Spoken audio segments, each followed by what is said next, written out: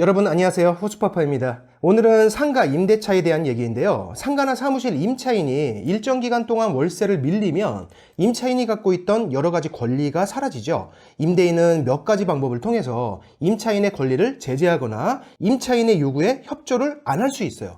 여기에 대해서 오늘 정리를 해보겠습니다. 상가 임차인은 기본적으로 여러 가지 권리를 갖게 되는데 그 중에서 가장 중요하다고 볼 수 있는 것 두 가지만 꼽아보자면, 첫째가 계약갱신을 요구해서 10년간 영업할 수 있다는 것, 둘째가 퇴실할 때 권리금 회수 기회를 보장받기 위해서 임대인의 협조를 구할 수 있다는 것, 이렇게 두 가지가 핵심적인 권리입니다. 그런데 임대인은 임차인이 일정 기간 월세를 밀렸을 때 이 두 가지를 모두 거부할 수 있죠. 뿐만 아니라 특정한 상황에서는요, 계약을 해지하고 명도를 진행할 수도 있습니다. 이게 상가건물 임대차 보호법에 여기저기 조항이 좀 나뉘어 있다 보니까 혼동이 좀 되고 있어요. 오늘 깔끔하게 정리하겠습니다.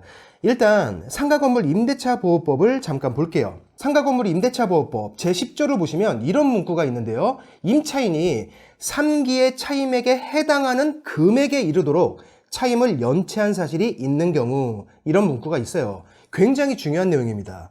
임차인의 권리를 날려버리고 임대인이 임차인을 제재할 수 있는 대부분의 규정들이 이걸 전제로 시작해요. 임차인이 이렇게 월세를 빌리면 임대인이 취할 수 있는 것은요, 첫째, 만기 시에 계약 연장을 거부할 수 있어요. 둘째, 그 임차인이 퇴실할 때 권리금 회수 기회를 보장하지 않아도 됩니다.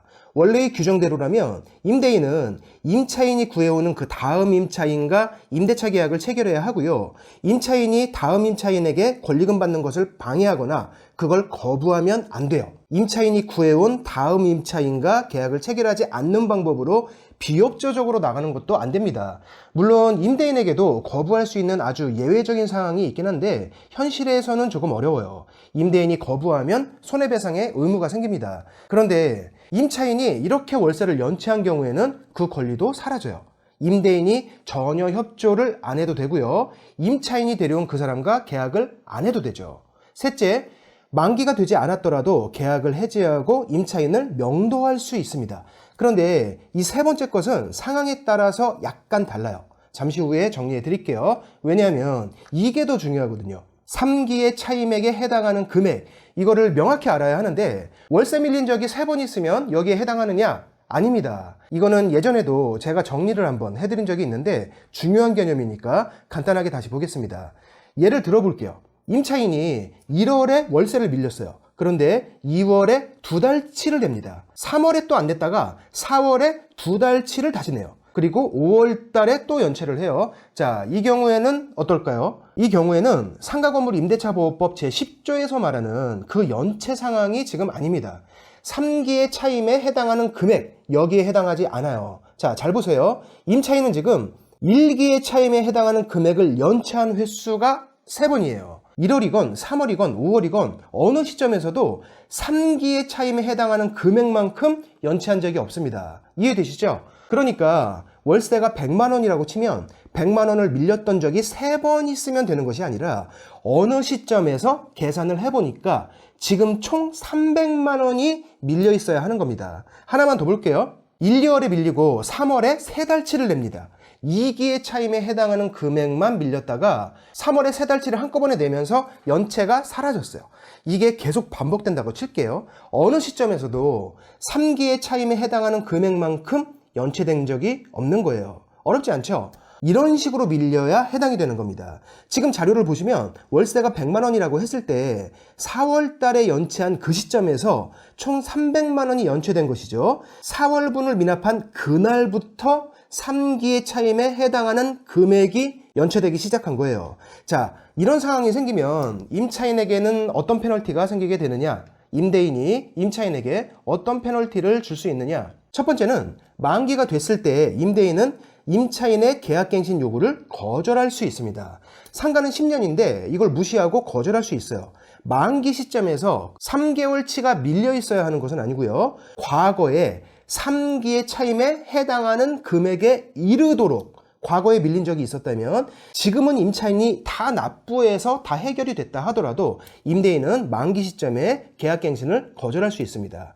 두 번째는 임차인의 권리금 회수 기회를 임대인이 박탈할 수 있습니다. 원래 임대인은요, 특별한 사정이 없다면 임차인이 구해오는 다음 임차인과 계약을 체결해야 돼요. 이것도 거절할 수 있는 일부 예외 규정이 있기는 한데요. 임대인이 관심법에 통달했다는 것을 이걸 과학적으로 입증할 수 없는 한 불가능합니다. 규정을 보시면 그래요. 어쨌건 임차인이 계약기간 중에 3기의 차임에 해당하는 금액을 연체한 적이 있었다면 만기가 돼서 나가는 것이든 만기 전에 나가는 것이든 임대인은 임차인의 권리금 회수에 전혀 협조하지 않아도 배상 책임이 생기지 않습니다. 임차인은 그냥 나갈 수밖에 없어요.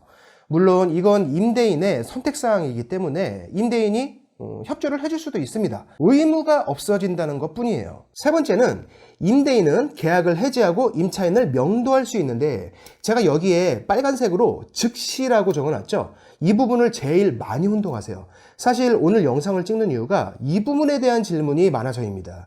임대인이 임대차 계약을 해지하고 임차인을 명도할 수 있는 건 3개월분이 밀려있는 그 시점에만 가능해요. 만약에 임대인이 어떤 조치를 취하기 전에 임차인이 한 달분을 살짝 냈어요. 그럼 밀려있는 월세는 3기분이 아닌 2기분으로 지금 바뀌었죠. 임대인은 계약 해지를 할 수 없습니다. 임대인의 계약 해지는 3기분이 밀려있는 그 시점에서만 할 수 있기 때문이에요. 자, 그럼 지금 3기에 해당하는 금액만큼 밀려있는데 임대인은 임차인이 마음에 듭니다. 뭐 잠깐 어려울 수도 있고 보증금이 꽤 많이 남아있으니까 빡빡하게 하기 싫어요. 그럼 임대인은 그냥 재촉만 좀 하면서 넘어가시면 돼요. 그런데 임대인이 생각해보니까 임차인이 이것도 마음에 안 들고 저것도 마음에 안 들어요. 옆에 있는 미용실하고 툭 하면 싸우고 통제도 안 따르고 뭐 이런 상황에서 월세까지 3개월치가 밀려버린 상황이에요. 그냥 내보내는 게 나을 것 같아. 그렇다면 임대인은 3달치가 밀려있는 그 상황에서 즉시 임차인에게 내용증명을 보내야 합니다. 계약 해지에 대한 내용을 정리해서 내용증명을 보내야만 돼요. 우물쭈물하다가 임차인이 다시 한 달치라도 입금하는 순간 임대인의 계약 해지권은 사라집니다. 이것도 임대인의 선택사항이겠네요. 자, 상가나 사무실의 임대차 계약에서 이 부분에 대한 질문이 많았기 때문에 영상으로 정리해봤습니다. 어렵지 않으셨죠? 부동산의 다양한 상식들을 쉽게 공부하는 시간, 오늘 영상은 여기서 마치겠습니다. 다음 영상에서 계속 뵐게요. 고맙습니다.